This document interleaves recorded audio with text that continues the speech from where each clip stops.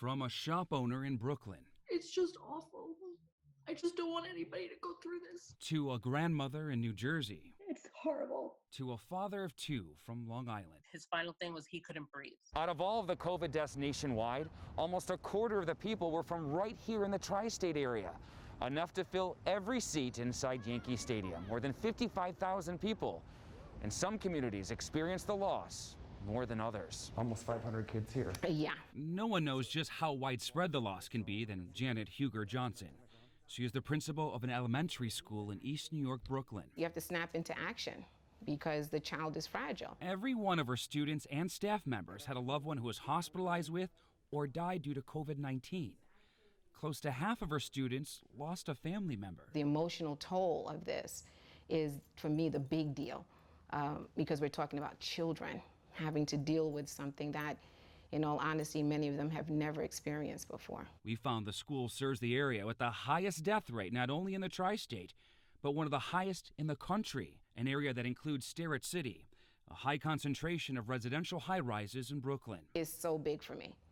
I didn't want them to not feel supported. The other two areas hit the hardest are in Queens, which includes Flushing and Far Rockaway. In the early stages of it, it was scary. St. John's Episcopal Hospital helped treat some of those patients.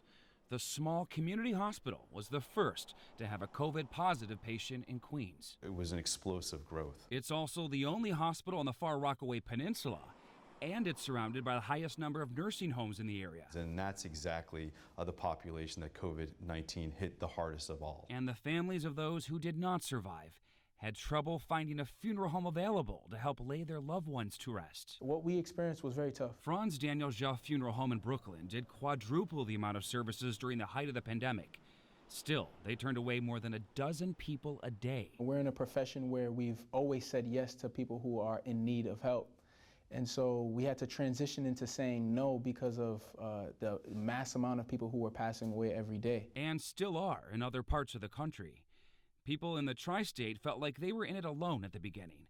But reaching a new nationwide milestone this week shows the virus is still spreading, and all communities are now in this together. To know that the number has reached 250,000, the world is not the same. You know, and we're talking about just New York, but the world is different. Our reporting on this issue continues online. We created this interactive map where you can see how your neighborhood compares to the rest. The areas that are darker red have been hardest hit. Head to ABC7NY and click on the 7 on your side Investigates tab. Dan Krauth, Channel 7 Eyewitness News.